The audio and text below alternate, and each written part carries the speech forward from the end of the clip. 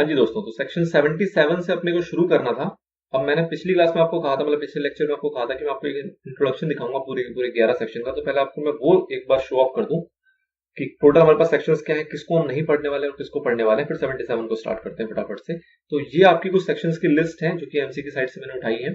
77 से लेके 87 तक चलेगा। 77 वो सेक्शन है जो कि हमारी आज वाले लेक्चर में कंप्लीट हो जाएगा दिस वाले पार्ट में।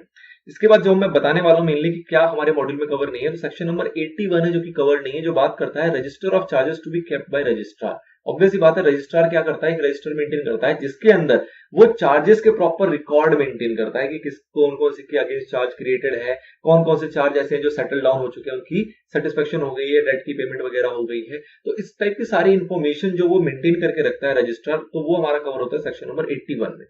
इसके अलावा इसके अंदर कुछ नहीं है, इसलिए हमारे मॉड्यूल का ये पार्ट नहीं है। मॉड्यूल के अंदर इसको अलग से स्पेसिफिकली कवर नहीं किया गया, इसका कंटेंट अवेलेबल नहीं है हमारे पास। अगली बात आएगी सेक्शन नंबर 85 की, जो बात करता है कंपनीज रजिस्टर ऑफ चार्जेस, मतलब कि यही चार्जेस जो है इसका एक रजिस्टर कंपनी भी मेंटेन करके रखेगी। अब इसके ऊपर एक सवाल है हमारे पास कि कंपनी जो इसका चार्जेस का रजिस्टर मेंटेन करके रखेगी वो कितने साल तक रखेगी। तो एक जनरल आपको पता होना चाहिए कि कोई भी डॉक्यूमेंट जो मेंटेन किया जाता है कंपनी लॉ के अंदर, वो मेंटेन किया जाता है 8 असेसमेंट ईयर, मतलब 8 साल तक, असेसमेंट नहीं बोलेंगे, 8 फाइनेंशियल ईयर्स तक वो मेंटेन किया जाता है। तो 8 साल तक मेंटेन करना होता है। तो ये सेक्शन नंबर 85 के अंदर कवर है, जिसके ऊपर हमारे पास सवाल तो है लेकिन कंटेंट हमारे पास नहीं है, क्योंकि और कुछ इसके अंदर रॉकेट साइंस नहीं बसता। इन दोनों के अलावा बाकी जो 9 सेक्शन है वो हम डिटेल में पढ़ने वाले हैं। तो शुरू करते हैं सेक्शन नंबर 77 से फटाफट से। चलिए, तो सेक्शन नंबर 77 आता है। अब 77 से पहले ना इन्होंने 2 चार्ट बना के दे दिया है यहाँ पे। इस चार्ट का रेफरेंस आगे आएगा, जब आगे इसका रेफरेंस आएगा तो मैं आपको यहाँ पे लेके आऊंगा। फिलहाल मैं इसको स्किप कर रहा हूँ, इसी वाले कंटेंट में आ जाएगा, टेंशन वाली कोई बात नहीं है। चलिए, सबसे पहले बात आती है रजिस्ट्रेशन ऑफ चार्ज। तो रजिस्ट्रेशन ऑफ चार्ज बेसिकली किसकी ड्यूटी है, तो कंपनी जो चार्ज क्रिएट कर रही है, मतलब जिसको पैसा चाहिए, प्राइमरी ड्यूटी उसी की होती है कि वो रजिस्टर करे अपने चार्जेस को जो क्रिएट किया है उसने। तो प्राइमरी ड्यूटी किसकी है, कंपनी की, कि जो भी उसने लोन बोरो किया है, जो भी कुछ किया है, तो उसको क्रिएट, अगर वहां पर कोई चार्ज क्रिएट हुआ है तो उसको रजिस्टर करने की जो प्राइमरी ड्यूटी आती है वो किसके ऊपर आती है, कंपनी के ऊपर, जो कि बोरो कर रही है। अब जो चार्ज क्रिएट किया जा सकता है वो किस किस के ऊपर क्रिएट किया जा सकता है, तो सिचुएशन यहाँ पे बहुत सारे हैं। क्या कि चार्ज जो क्रिएट किया जा सकता है विद इन इंडिया भी किया जा सकता है, आउटसाइड इंडिया भी किया जा सकता है। ये प्रॉपर्टी भी किया जाता है, एसेट्स भी किया जा सकता है, या कंपनी के किसी अंडरटेकिंग पे किया जा सकता है। ये टेंजिबल एसेट्स पे भी किया जा सकता है और इंटेंजिबल एसेट्स पे भी किया जा सकता है। और वो जो एसेट्स हैं वो सिचुएटेड मेरे विद इन इंडिया भी हो सकते हैं और आउटसाइड इंडिया भी हो सकते हैं। तो ये मतलब मल्टीपल कैटेगरीज है कि जो चार्ज क्रिएट किया जाएगा तो उसके अंदर किस किस तरीके की बातें हो सकती हैं। तो ये सारी बातें हैं कि कहाँ क्रिएट किया जा सकता है, किन एसेट्स पे क्रिएट किया जा सकता है, और वो एसेट्स कहाँ मौजूद हैं। तो ये सारे फैक्टर्स हैं जो कि सारे के सारे कवर हो जाते हैं चार्ज के अंदर। ठीक है। अब आपने एक चीज और देखा होगा कि कई बार आपने ऐसा सुना होगा कि जब कोई बोरो करता है पैसे, तो जैसे मुझे बोरिंग चाहिए, मुझे आपसे अगर पैसे लेने हैं तो आप कहते हो जी अपने घर के पेपर दो, अपने बिल्डिंग के पेपर दो। मतलब कहने का मतलब है कि टाइटल डीड को डिपॉजिट कर देना। जो आपने चार्ज क्रिएट किया वो कैसे क्रिएट किया, अपना जो टाइटल डीड था, मतलब जिसपे आपका मालिकाना हक था, जो आपके पेपर थे, जो आपके डॉक्यूमेंट्स थे, वो आपने क्या कर दिया, डिपॉजिट कर दिया। तो इस तरीके से भी चार्ज क्रिएट किया जाता है। अगर ऐसे भी चार्ज क्रिएट किया गया है तो उस सिचुएशन में भी कंपनी को, कौन सी कंपनी को, बोरोइंग कंपनी को अपने चार्ज को रजिस्टर करवाना पड़ता है। उसमें कोई अलग नहीं है, कोई भेदभाव नहीं है। इस तरीके से भी होता है, ये भी एक फॉर्म है एक तरीके से, कि इस फॉर्म में भी जनरली बैंक्स वगैरह भी इस तरीके का काम करती हैं कि वो आपकी बिल्डिंग के पेपर, आपके लैंड के पेपर आपसे डिपॉजिट की फॉर्म में रख लेती हैं अपने पास, और उसके बाद आपको वो लोन प्रोवाइड करती है। तो इसको भी हम क्रिएशन ऑफ चार्ज ही कहते हैं। And in this situation also you have to register your charge, मतलब बोरिंग कंपनी को रजिस्टर करना पड़ेगा। फिर एक पॉइंट आता है रजिस्ट्रेशन बाय चार्ज होल्डर और रजिस्ट्रेशन बाय परचेजर। ये दो छोटे छोटे कॉन्सेप्ट है। इसका बेसिकली मतलब क्या है, तो रजिस्ट्रेशन बाय चार्ज होल्डर जो है वो आपका कवर होगा सेक्शन नंबर 78 में, अगला सेक्शन। मतलब कि कुछ सिचुएशन ऐसी होती है जो कि जो चार्ज होल्डर है, चार्ज होल्डर कौन है, जैसे कि बैंक और कंपनी। तो कंपनी कौन है, जिसने क्रिएट किया चार्ज, और चार्ज होल्डर कौन है, जिसके फेवर में चार्ज क्रिएट किया जाएगा, मतलब कि बैंक।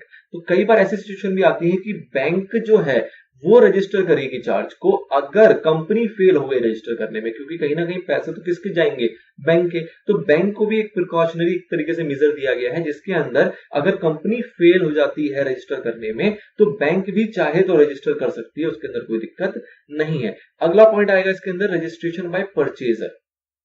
ठीक है, ये पहला हम सेक्शन में देखने वाले हैं। रजिस्ट्रेशन बाय परचेजर जो है वो सेक्शन 79 है। उसके अंदर बेसिकली क्या होगा कि जो परचेजर है, परचेजर का मतलब क्या हुआ कि सपोज मेरी एक प्रॉपर्टी है, कंपनी की एक प्रॉपर्टी है जो ऑलरेडी जिसके ऊपर चार्ज क्रिएटेड है।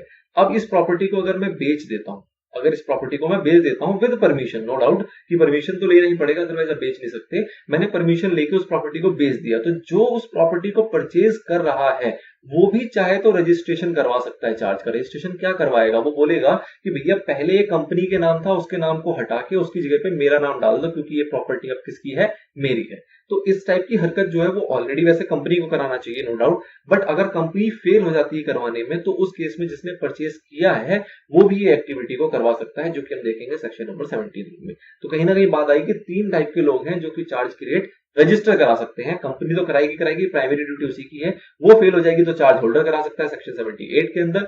और अगर कोई परचेज करने का सिनेरियो आता है तो उस केस में सेक्शन 79 के ऊपर जो परचेजर है वो भी रजिस्ट्रेशन करा सकता है। Now how to register charge, charge कैसे रजिस्टर होगा, तो चार्ज बेसिकली कैसे रजिस्टर होगा, हम फाइलिंग करेंगे, किसके पास फाइलिंग करेंगे, रजिस्ट्रार के पास। जितना भी पर्टिकुलर्स है, जितनी भी इंफॉर्मेशन है, जो भी प्रिस्क्राइब्ड फॉर्म है हमारा, उस फॉर्म के अंदर इसको फिल किया जाएगा, ठीक है, जिसको हम कहते हैं बेसिकली CHG1, फॉर्म CHG1 है जिसके अंदर इसको फुल किया जाएगा। और अगर डिबेंचर का केस होगा तो उस केस में होता है CHG9। ये फॉर्म का नंबर है, आपको नाम ऐसे एग्जाम पॉइंट ऑफ व्यू से मैं नहीं समझता इतना ज्यादा इंपॉर्टेंट है इसको याद करना। द थिंग इज कि प्रिस्क्राइब फॉर्म लिख के आप इसको आगे बढ़ सकते हो कि प्रिस्क्राइब फॉर्म में आप सारे पर्टिकुलर जो है वो चार्ज के फिल करोगे और उसके साथ अटैच करोगे। क्या अटैच करोगे, वो इंस्ट्रूमेंट, वो एग्रीमेंट जो कि बोरोइंग कंपनी ने और लेंडिंग कंपनी ने किया है आपस में, मतलब जो लेंडर है और जो बोरोइंग कंपनी है, मतलब हमारी कंपनी और बैंक, इन्होंने जो आपस में एक एग्रीमेंट किया होगा उसको हम बोलेंगे इंस्ट्रूमेंट। तो उसकी कॉपी भी आपको उस फॉर्म के साथ क्या करनी है, अटैच करनी है। ऑब्वियस सी बात है, इसको साइन कौन करेगा, तो इसको कंपनी भी साइन करेगी और चार्ज होल्डर भी साइन करेगा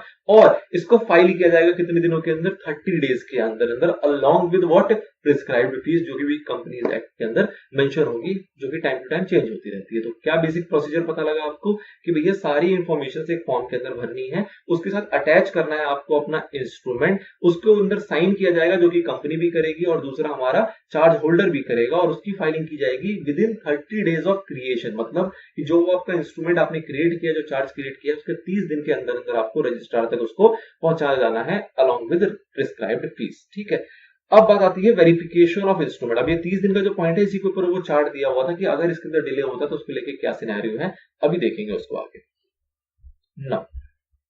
अगला पॉइंट आता है आपका verification of instrument by charge. मतलब जो इंस्ट्रूमेंट है उसकी वेरिफिकेशन जो होगी वो कैसे होगी, तो इंस्ट्रूमेंट की वेरिफिकेशन बेसिकली कैसे हो सकती है, तो यहाँ पे 2 सिनेरियो है कि प्रॉपर्टी आपकी सिचुएटेड कहां है। इसके ऊपर आपका पेपर में सवाल आया हुआ है, प्रॉपर्टी सिचुएटेड कहां है, वो विद इन इंडिया है या आउटसाइड इंडिया। अगर आउटसाइड इंडिया है तो उस केस में वेरीफाई जो किया जाएगा, वेरिफिकेशन का बेसिकली मतलब क्या है कि सर्टिफिकेट इशू किया जाएगा। और सर्टिफिकेट इशू कौन करेगा, सर्टिफिकेट इशू करेगा या तो आपकी कंपनी अंडर दी सील, जो भी उसकी कॉमन सील वो यूज करते होंगे। अगर वो कॉमन सील उनका है तो उस केस में कंपनी इशू कर देगा, कोई दिक्कत नहीं है सर्टिफिकेट। अगर नहीं है तो उस केस में क्या होगा कि आपका डायरेक्टर कर सकता है, कोई भी डायरेक्टर, या फिर कंपनी का कंपनी सेक्रेटरी जो है वो कर सकता है, या फिर कोई भी ऑथराइज ऑफिसर जो चार्ज होल्डर का होगा वो भी कर सकता है। तो बेसिकली कितने सिनेरियो आ गए, नंबर 1 इज कंपनी। कंपनी कब, जब कंपनी के पास कॉमन सील होगा तब। अगर कॉमन सील नहीं है तो डायरेक्टर या फिर कंपनी सेक्रेटरी उसी कंपनी का, या फिर आपका जो ऑथराइज ऑफिसर होगा किसका, चार्ज होल्डर का। तो ये प्रॉपर इतने सारी बातें आई कि ये लोग सर्टिफिकेट इशू कर सकते हैं वेरिफिकेशन पर्पस के लिए।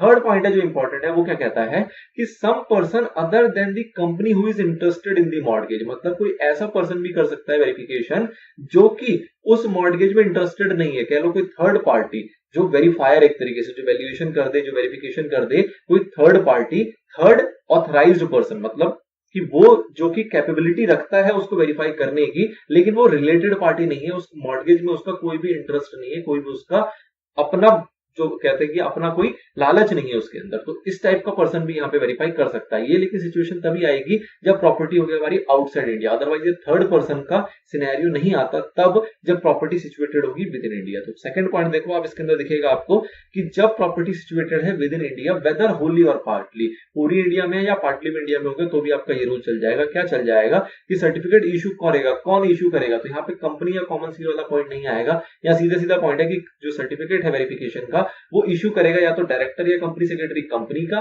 या फिर ऑथराइज ऑफिसर किसका, चार्ज होल्डर का। बात करो मतलब कि जब आउटसाइड इंडिया होगा तो आपका कॉमन सील वाला एक एक्स्ट्रा पॉइंट आता है, और जब आउटसाइड इंडिया होगा तो some person other than company who is interested in the mortgage, मतलब other than company who is interested, तो उसके अलावा कोई और पर्सन भी हो वो भी कर सकता है, लेकिन ये तभी होगा जब आउटसाइड इंडिया का केस है, बट विद इन इंडिया में ऐसा कोई पॉइंट नहीं है। फिर बात आती है एक्सटेंशन ऑफ टाइम लिमिट। अब इसके लिए मैं आपको लेके जाऊंगा चार्ट के ऊपर। जो आपने चार्ट देखा था। आपको एक जनरल सिनेरियो क्या पता लगा कि भैया चार्ज क्रिएट कर लो और क्रिएट करने के 30 दिन के अंदर आपको उसको रजिस्टर करवा देना है। लेकिन अगर 30 दिन के अंदर रजिस्टर नहीं हुआ तो क्या होगा? तो उसके लिए दो सिनेरियो है। नंबर 1 कि चार्ज जो क्रिएट किया गया है वो क्रिएट किया गया है 2/11/2018 से पहले। 2 नवंबर 2018 से पहले अगर चार्ज क्रिएट किया जाता है तो उस केस में भी रूल तो सेम है कि 30 डेज के अंदर आपको क्रिएट कर लेना था, अपना रजिस्टर कर लेना था चार्ज को। अगर आप नहीं कर पाए, फेल टू रजिस्टर हो गए, तो उस केस में आपको 300 दिन दिए जाएंगे कि भैया 300 दिन, जिस दिन आपने क्रिएट किया चार्ज उससे 300 दिन जोड़ लो और 300 दिन के अंदर अंदर आपको कर लेना है। लेकिन इसके लिए आपको एडिशनल फीस देनी पड़ेगी और इसके लिए पहले आपको एप्लीकेशन देनी पड़ेगी। मतलब कि 30 दिन का टाइम लिमिट चढ़ा गया, खत्म हो गया, कंपनी क्या करेगी? कंपनी एप्लीकेशन देगी रजिस्ट्रार को कि जी 30 दिन का टाइम था, इस मोहलत में हम नहीं कर पाए, अब क्या करें? तो आपकी application along with the justified reason कि क्यों नहीं कर पाए, तो वो जस्टिफाइड रीजन को असेस करने के बाद रजिस्ट्रार के पास ये पावर है कि वो चाहे तो आपको अलाउ कर दे और 300 दिन उसी क्रिएशन की डेट से। तो क्रिएशन की डेट से आप ये समझ सकते हो कि 30 दिन आपको पहले दिया गया था, तो अब आपको एडिशनल 270 डेज दिए जा रहे हैं। ठीक है ना, क्रिएशन से ही 300 दिन है तो एडिशनल 270 डेज आपको और दिए जाएंगे जो कि रजिस्ट्रार की पावर में है और ऑब्वियसली उससे आपको एडिशनल फीस ली जाएगी। ठीक है जी। अब आप कहते हो कि जी हम फिर नहीं कर पाए, हम उस अगले 300 दिन के अंदर भी नहीं कर पाए, तो उसके बाद फिर अगेन रजिस्ट्रार को आप एप्लीकेशन दोगे जी अपनी जस्टिफाइड रीजन के साथ कि क्यों नहीं कर पाए। फिर आपको वो चाहे तो 6 मंथ की परमिशन दे सकती है फ्रॉम 2/11/2018 2/11/2018 से 6 महीने के अंदर अंदर आपको फिर रजिस्टर कर लेना है। अगेन यहाँ पे आपसे एडिशनल फीस कुछ ना कुछ ली जाएगी, वो डिसाइड किया जाएगा जो भी एट द टाइम चल रहा होगा। अब 6 मंथ फ्रॉम 2/11/2018, इसका जरा फर्क समझो। यहाँ पे 300 दिन कहा गया क्रिएशन से, यहाँ पे कहा जा रहा है 6 महीने 2011 से। तो ये भी पॉसिबल है कि ये वाला सिनेरियो आपका एग्जिस्ट ही ना करे। मतलब कि सपोज करो आपका जैसे कहा गया बिफोर 2/11/2018, मैं कहता हूँ एक दिन पीछे कर दो बस, 1/11/2018। तो 1/11/2018 से आपको 300 दिन तो पहले ही मिल गए थे। अब अगर आप इसमें फेल हो जाते हो तो इसके अंदर आपको 6 महीने मिलेंगे जिसको हम रफली कह सकते हैं 180 डेज। तो अगर आपको 1 तारीख से 180 डेज जोड़ोगे तो वो वैसे 300 दिन के बहुत पीछे आ जाएगा, ये जो आपको ऑलरेडी टाइम उसका जा चुका है। तो ये वाला ऑप्शन आपका तब एग्जिस्ट करता है जब आपका ये 300 डेज खत्म होने के बाद भी इस 6 महीने की मोहलत से कुछ बेनिफिट मिल रहा हो, तभी आप इसके अंदर आओगे। अदरवाइज ये वाला कैटेगरी आपके साथ फॉलो नहीं करेगा, आप कॉन्ट्रावेंशन के ऊपर आ जाओगे और आपके ऊपर जो पनिशमेंट लगानी है वो लगा दी जाएगी और टाइम आपको नहीं दिया जाएगा। बट इन केस अगर ये वाला पॉइंट आपके लिए बेनिफिशियल है तो रजिस्ट्रार के पास पावर है कि on application along with payment of prescribe fees, additional fees, वो आपको ये टाइम अलॉट कर सकती है। ठीक है जी, ये एक सिनेरियो खत्म होता है। फिर दूसरा सिनेरियो आता है कि सपोज 2/11/2018 को चार्ज क्रिएट किया गया या उसके बाद क्रिएट किया गया, तो उसके अंदर पहले भाई प्राइमरली आपको 30 दिन दिए जाएंगे कि भैया रजिस्टर कर लो। आप 30 दिन के अंदर नहीं कर पाए तो आपको फिर और 30 दिन दिया जाएगा। और 30 दिन का मतलब कि क्रिएशन से 60 दिन, और 30 दिन का मतलब कि 30 दिन तो आपको पहले मिल गया था, 30 दिन एडिशनल मिलेगा, जिसको आप ये भी कह सकते हो कि क्रिएशन से आपको 60 डेज का टाइम मिल जाएगा। अगेन सिनेरियो सेम रहेगा, आप पहले एप्लीकेशन दोगे, जस्टिफाइड रीजन बताओगे, रजिस्ट्रार को अगर वो लग गया, वो सेटिस्फाई हो गया, तो आपसे एडिशनल फीस की भरपाई कराएगा और आपको टाइम दे देगा। अब आप अगर उसके अंदर भी नहीं कर पाए अपना रजिस्ट्रेशन, तो क्या होगा? वो आपको फर्दर और 60 डेज की पावर रखता है देने की। मतलब कि और 60 डेज फर्दर का मतलब क्या हुआ? ये स्टार्टिंग से आप कह दो 120 डेज हो गए, पहले 30 डेज, फिर additional 30 days which is in total 60 days, फिर additional 60 days which means in total 120 days. ये आपको और देने की पावर रजिस्ट्रार रखता है। अगेन सिनेरियो सेम होगा, आप एप्लीकेशन दोगे अलॉन्ग विद जस्टिफाइड रीजन दोगे, अगर वो सेटिस्फाई हो जाएगा तो आपको वो टाइम दे सकता है। लेकिन यहाँ पे जो अलग चीज है, जो बेहतरीन चीज है, वो क्या है कि आपसे यहाँ पे ली जाएगी एड वैलोरम फीस। मतलब इसका क्या मतलब होता है? एड वैलोरम फीस का मतलब वो फीस जो कि डिफाइन होती है on the basis of value of transaction. मतलब कि ये जो है, सपोज अभी तक जो हमारा चल रहा था एडिशनल फीस, वो इस तरीके से होगा कि लेट जितने दिन की हो गई, पर डे की 100 रुपए, पर डे की 50 रुपए, वॉट एवर। ठीक है। एड वैलोरम क्या होगा कि आपकी ट्रांजैक्शन कितनी बड़ी है। जो चार्ज क्रिएट किया गया है वो 50 लाख के ऊपर किया गया है, तो सपोज उसका 5%, अगर वही 50 लाख नहीं, अगर वो 500 लाख का होगा या 5 करोड़ का होगा, तो उसका 5% अपने आप में फीस क्या हो जाएगी? बड़ी हो जाएगी। तो द थिंग इज कि वो फीस की परसेंटेज उस तरीके से यूज करना जो कि वैल्यू ऑफ ट्रांजैक्शन के ऊपर डिपेंड करेगा कि वैल्यू ऑफ ट्रांजैक्शन छोटा है तो एडिशनल फीस आपका कम होगा, अदरवाइज एडिशनल फीस बड़ा हो जाएगा। अगर पर डे के हिसाब से फीस होती है तो वो आपका सिमिलर रहता है, चाहे वो ट्रांजैक्शन आपकी छोटी हो चाहे ट्रांजैक्शन बड़ी हो, उसमें कोई फर्क नहीं पड़ता। तो एड वैलोरम फीस का मतलब क्या हुआ कि वो वाली फीस जो कि लगाई जाती है depending upon the value of transaction, मतलब वैल्यू के ऊपर वो फीस चार्ज की जाती है ना। फिर बात आती है कि ये जो आपकी क्लासेस होती हैं, अलग अलग क्लासेस ऑफ कंपनीज होती हैं, इसके ऊपर भी इनका मतलब फर्क पड़ता है कि अलग अलग क्लासेस ऑफ कंपनी पे अलग अलग तरीके से एडिशनल फीस लगाई जा सकती है। एडिशनल फीस का मतलब क्या बेसिकली क्या है, तो ये वाला पॉइंट था कि difference fees for different classes of company. Generally इसका मतलब क्या होता है कि कंपनी की ऑथराइज कैपिटल क्या है, तो उस कैपिटल के बेस पे भी फीस डिसाइड की जाती है कि आपकी पर डे की फीस इतनी लेट फी होगी या पर डे की ज्यादा फीस होगी। तो वो भी एक सिनेरियो आता है जब आप इस वाले केस में एग्जिस्ट करते हो, लेकिन इस वाले केस में ऐसा नहीं है, यहाँ तो एड वैलोरम फीस का आपका प्रोविजन आ जाता है।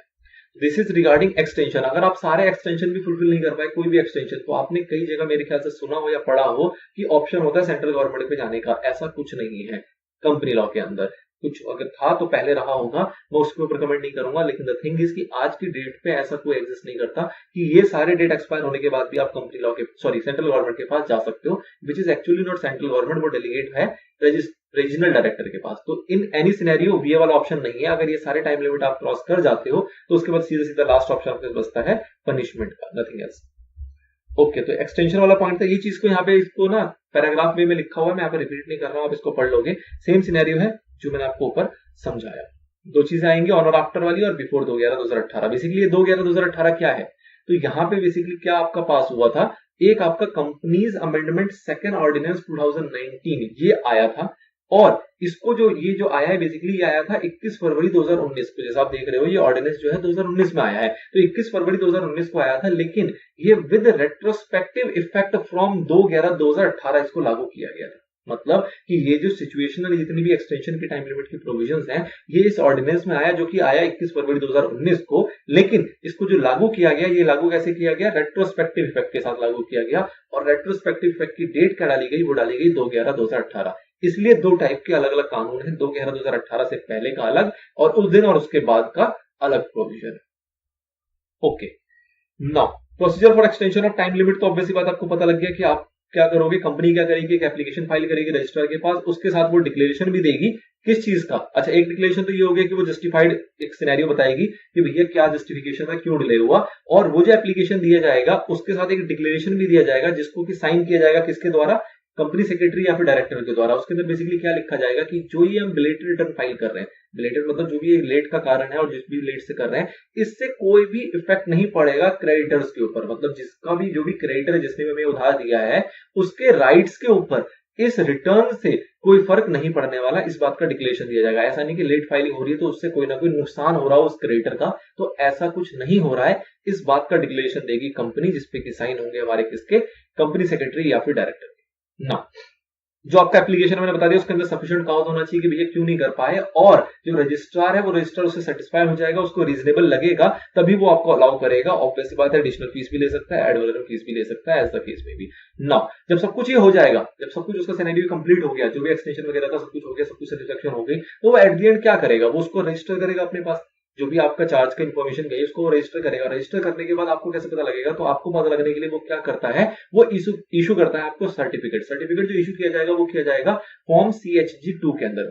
1 और 9 में आपने देख लिया कि आप एप्लीकेशन फाइल करते हो, CHG-2 के अंदर आपको क्या मिलेगा, सर्टिफिकेट मिल जाएगा कि जी ये जो सर्टिफिकेट है इसके अकॉर्डिंग आपने प्रॉपर एक्ट को और प्रॉपर रूल्स को कंप्लाई करते हुए सारा कुछ काम किया। ये इसका एक कंक्लूसिव एविडेंस भी है, मतलब कि आपने जो प्रॉपर फाइलिंग वगैरह करी उसके ऊपर जब सर्टिफिकेट इश्यू हो गया तो वो अपने आप में एक कंक्लूसिव एविडेंस करार हो जाएगा कि आपने एक्ट के अंदर भी कोई वॉल्यूशन नहीं करी और इसके रूल्स जो बनाए गए इसके साथ साथ उसके अंदर भी कोई वॉल्यूशन नहीं किया। सबको कंप्लाई करते हुए आपने इन्फॉर्मेशन प्रोवाइड की रजिस्ट्रार को, और उसके अंदर कोई दिक्कत नहीं थी, इसलिए रजिस्ट्रार ने आपको इश्यू कर दिया certificate of registration.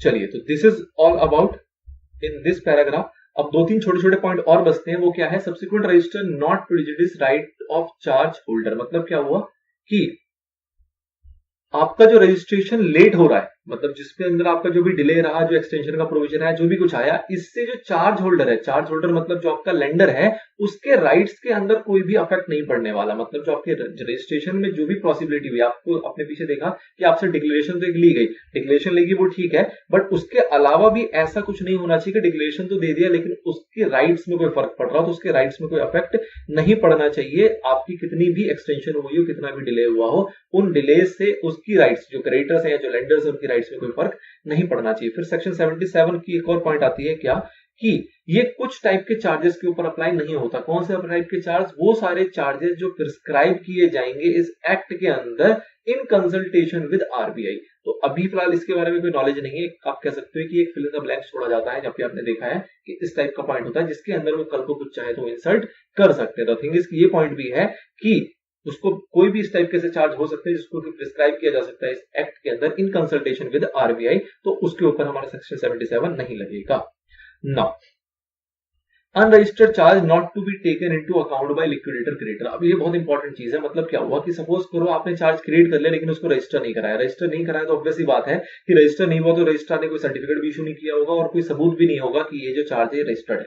Simple scenario. अब इस केस में क्या होगा कि जो हमारे लेंडर हैं वो ये सोच के बैठे थे कि उनका तो सिक्योर्ड है। अब आपकी कंपनी चलेगी लिक्विडेशन में चलेगी, तो जो भी लिक्विडेटर वहां पे अपॉइंट किया जाएगा, जो भी रिसीवर अपॉइंट किया जाएगा या जो भी मैनेजर अपॉइंट किया जाएगा, वो जो बंदा होगा वो क्या करे, वो आपको प्रायोरिटी में पैसा दे दे ये मानते हुए कि आपका सिक्योर्ड डेट है, जो आपका डेट है, जो आपका उधार है वो सिक्योर्ड है ये मानते हुए कि आपको प्रायोरिटी में पैसा दे दे या फिर नहीं माने। तो हमारा जो ये सेक्शन 77 है वो ये कहता है कि अगर रजिस्ट्रेशन कंप्लीट नहीं हुआ, रजिस्टर ही नहीं हुआ था, तो उस केस में जो आपके उधारी हैं वो आपको लौटाए तो जाएंगे लेकिन वो सिक्योर्ड नहीं माना जाएगा। क्यों? क्योंकि ये जो चार्ज क्रिएट हुआ ये प्रोसेस कंप्लीट ही नहीं हुआ। प्रोसेस कंप्लीट ही नहीं हुआ तो इसका कोई इफेक्ट ही नहीं आएगा। अब इफेक्ट नहीं आएगा तो हम ऐसा भी नहीं कह सकते कि जो लेंडर उसके पैसे डूब जाएंगे, डूबेंगे नहीं। वो जो डेट है वो सिक्योर्ड ना मानते हुए क्या कहलाएगा, एक प्रकार का अनसिक्योर्ड डेट कहलाएगा, और अनसिक्योर्ड डेट के अकॉर्डिंग जो भी उसकी पेमेंट होनी चाहिए वो सारी पेमेंट होगी। ठीक है, मतलब उसने जो पैसे दिए हैं वो वैलिड है, पैसा दिया वो वैलिड है, उस टाइप का जो कॉन्ट्रैक्ट है वो वैलिड है, बस द थिंग इज कि वो सिक्योर्ड नहीं कहलाएगा। क्यों? क्योंकि आपका जो चार्ज था वो रजिस्टर्ड अभी तक नहीं हुआ था till the date of liquidation. चलिए, this is all about section number 77। सारे प्रोविजन हमने इसके देख लिए इन डेप्थ।